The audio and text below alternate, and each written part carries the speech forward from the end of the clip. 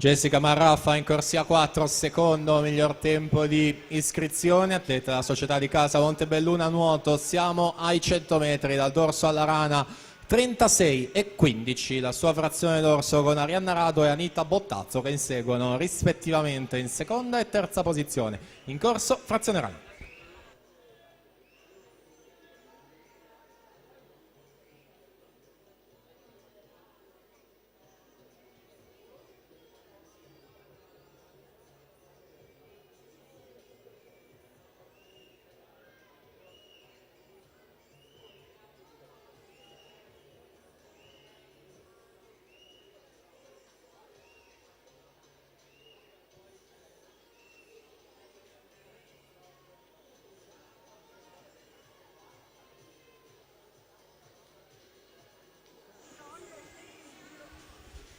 42,01 frazione rana per Jessica Marraffa, in pieno controllo delle operazioni in questa penultima batteria dei 200 misti, in attesa naturalmente dell'ultima. Dunque presentiamola con Caterina Battaglia 1, Giulia Pergorina la 2, Martina Marina la 3, Veronica Lucchese 4, Vittoria Grotto 5, Martina Babic 6, Valentina Spadoni alla 7, Agnese Schiavon 8.